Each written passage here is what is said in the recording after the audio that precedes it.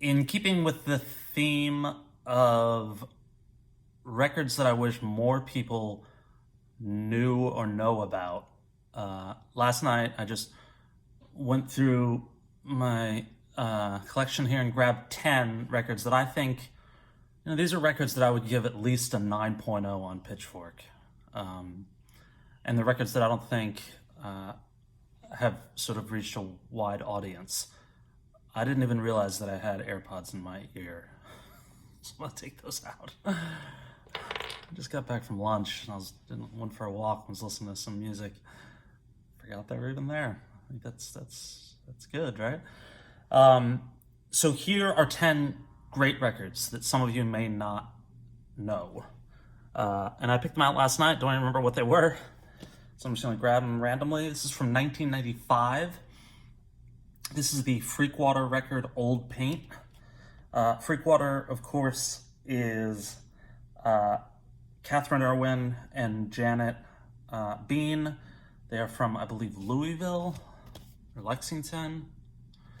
My buddy Brian from college, who I've mentioned a bunch, really love this band. I think I saw them once open up for somebody at the Mercury Lounge in New York, possibly. But I have come back to this record in the last year, and that's also Bob Egan, who was in Wilco for a couple years. And this record is just tremendous.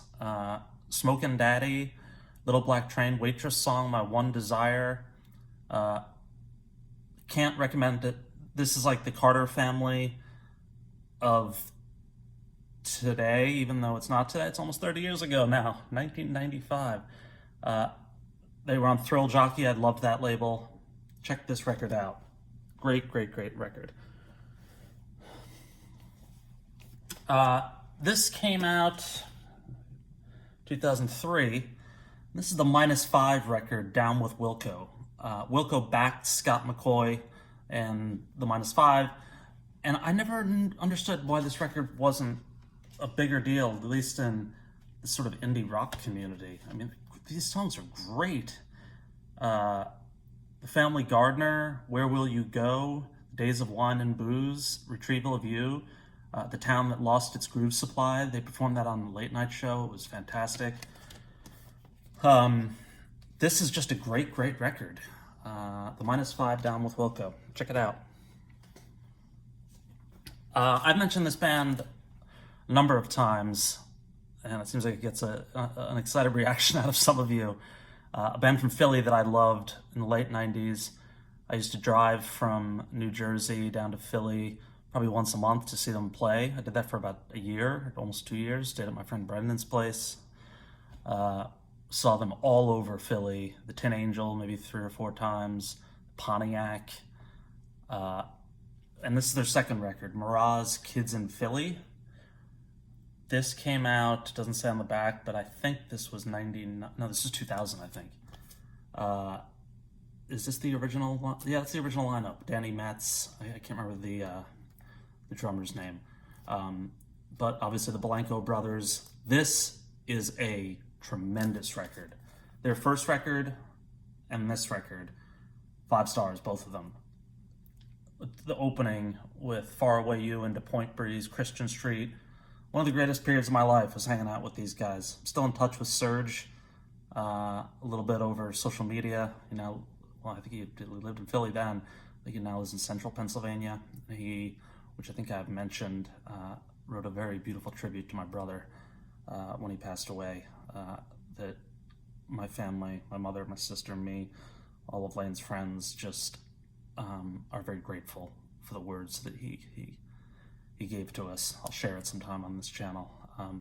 Mirage Kids in Philly, check it out. I think people know this one. Black Sheep Boy by Aquaville River.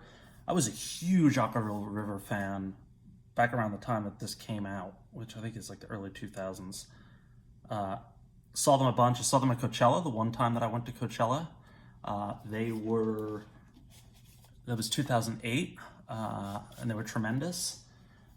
And I've gone back to this record recently and just love it. Black Sheep Boy, Aquaville River. Check it out. Oh, it's falling apart. And next, let's see what we got. Magnolia Electric Company, or Jason Molina from Songs Ohio. This is, I believe, his first record as Magnolia Electric Company. Perfect album. I think it got a 10 on Pitchfork. If it didn't, it should have. My buddy Mark loves this one. This is what got me into Jason Molina. Obviously, we lost Jason Molina. I think he was 39 when he passed away. But The Dark Don't Hide It. There's no song listing on the back. Oh, it's got some cool artwork in here that I never saw before. Or I probably have, but just don't recall. Just listen to this record, Magnolia Electric Company. It's an all-timer. This one may get a little like, huh? But this record is so good in the sense that I think it should be considered one of the greatest records of all time. Or at least one of the greatest country rock records of all time. And nobody ever talks about it outside of my friends and people who are really into this music. This is Uncle Tupelo's last record, Anodyne. This is a 10.0. I mean, if you've heard these tracks, from Slate through to Steal the Crumbs, it's a masterpiece. I was listening to Yankee Hotel Foxtrot earlier. It's so different than Foxtrot that I can't really compare it. But if you haven't heard Uncle Tupelo's Anodyne and you like anything from Waylon Jennings to The Clash to Doug Somm,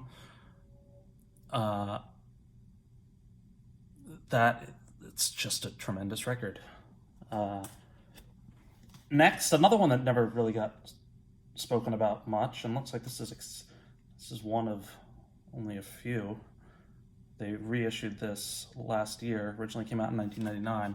Fight Songs by the Old 97s. Just a phenomenal pop record. Jagged to open, Lonely Holiday, Oppenheimer, Indefinitely. I was going through a breakup. 99. A bad breakup when this came out. I remember one of the worst days emotionally during this breakup. I was driving on Route 4 in New Jersey. I was like heading home from work, or I don't know, heading home from somewhere. Maybe I saw a show or something. And the song, what song is it? Lonely, no. Why do I not see it? Busted Afternoon. I don't know which one it was, but there is a song on here and I had to pull over. So it was such a mess. What's driving me? Alone Busted Afternoon with Idiot. Valentine? Is that it? No.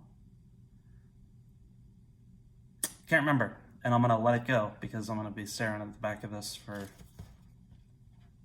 Maybe it wasn't on this record. Maybe it was on Too Far to Care. I think it was on Too Far to Care. Let me see if I can solve this mystery. Yes, it was Salome on Too Far to Care. That was the song I had to pull over. But listen to this today. Put you in a great mood. Phenomenal record. We got 3 more. This was sort of a hit. Freddie Johnston's second Trouble Tree, then Can You Fly, then this one. Yeah. This is just a fantastic record. Bad Reputation is one of my favorite songs ever. I know my friend Lita loves that song. Lane loved that song. One of my greatest memories with Lane was 1994. He was living in Minneapolis and I flew out for the New Year's week. God, we had such a good time. I remember he lived on Hennepin, and during the day we would go to this video store. We would walk down the street in this terrible snow. It was like a foot and a half of snow. And we would watch classic movies, and then we'd listen to music and drink beer all night. And on December 30th, 1994, we saw Freddie Johnston at First Avenue. And it was one of the best nights of my life. The following night, we drove over the Wisconsin border because bars were open later there. I don't know. And I was very, which I'll show some other time. I have you could see the beginnings of a sort of a corkboard type thing that my brother kept a lot of his concert tickets in. This was on the wall in his apartment. And the Freddie Johnson ticket is in there. And that warmed my heart that he still, hopefully, remembered that show as fondly as I did. But top to bottom, masterpiece. This is one my friend Noreen and I talk about a lot. 2013, Josh Ritter's The Beast in Its Tracks. Not crazy about the cover art, but he has a lot of great records and one of the best performers around. He's so fun. He's a great songwriter, guitar player. Probably the artist that is the most gracious in terms of thanking their fans for, I mean, Josh Ritter is just always so happy to be on stage and so happy to have that communal music experience that we have when we go to a show. I don't like to miss him when he's here. I saw him, he was the only show, I saw 2 shows I think during the pandemic, or maybe only one. Ritter was the first one I saw in like a year, and it was at the Independent in San Francisco, and it was tremendous. But this record, top to bottom, is incredible. Historical Conquest of Josh Ritter is one of my favorite albums of all time, top 20, but this is right behind it. Lastly, this is the first record I grabbed when I was thinking about doing this video, and this is the J. Farrar record, Sebastopol. This came out, so it was reissued in 2016. So I think this came out in 2001. So Sunvolt had broken up, the original Sunvolt, Boquist brothers, Mike Hydorn and Jay Farrar, after Wide Swing Tremolo, which came out in 98, I believe. And then Farrar put this out. And I remember listening to this with friends, and I did not like this record. I was really just bummed that Sunvolt weren't together, and they eventually obviously got back together with a different lineup backing Jay. But in terms of a record that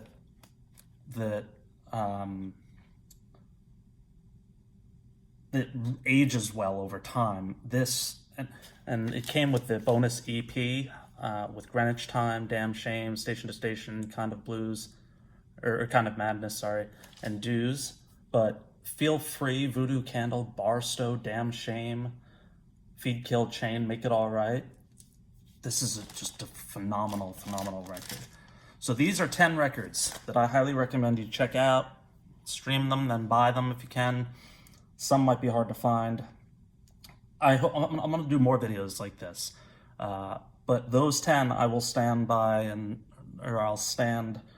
know what I'm talking about.